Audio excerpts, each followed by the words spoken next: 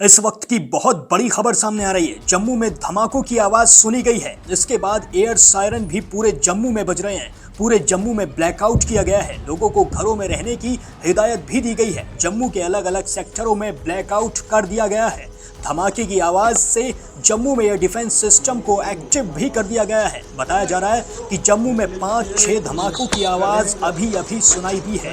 Drone और missile हमले की आशंका भी जम्मू में जताई जा रही है। आसमान में ड्रोन देखे जाने के बाद पूरे जम्मू में अलर्ट जारी कर दिया गया है। कई जगहों पर ड्रोन से अटैक भी हुआ है।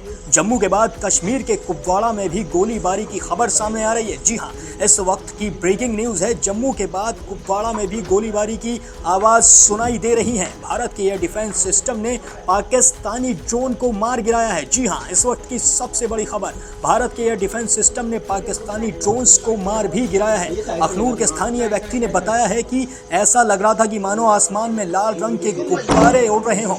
उसके बाद बहुत जोर से धमाके भी हुए। उसने ये भी कहा कि पूरे इलाके में लाइट बिल्कुल भी नहीं है। यहाँ सिर्फ गाड़ियों की लाइट दिखाई दे रही है। पाकिस्तान की तरफ से होने वाले हमलों की कोशिश से बचने के लिए एयर डिफेंस सिस्टम को पूरी तरीके से एक्टिव भी कर दिया गया है। जम्मू में पाकिस्तान की तरफ से कई ड्रोन भेजे गए हैं, जिसके बाद ब्लैकआउट हो गया है और अखनूर में सायरन की आवाज गूंज रही है। भारतीय सेना ने पाकिस्तान की तरफ से भेजे गए इन ड्रोनों को मार गिराया है। इस वक्त की बहुत बड़ी खबर, पाकिस्तान की तरफ से नापाक हमले बहुत तेज हो गए हैं। अब इंडियन आर्मी इन्हें मुंहतोड़ जवाब देने के लिए पूरी तरीके से तैयार है। भारतीय सेना की तरफ से दोगुनी ताकत के साथ जवाब दिया जाएगा। इस वक्त की बहुत बड़ी खबर हम आपको बता रहे हैं, जम्मू में पूरी तरीके से ब्लैकआउट है।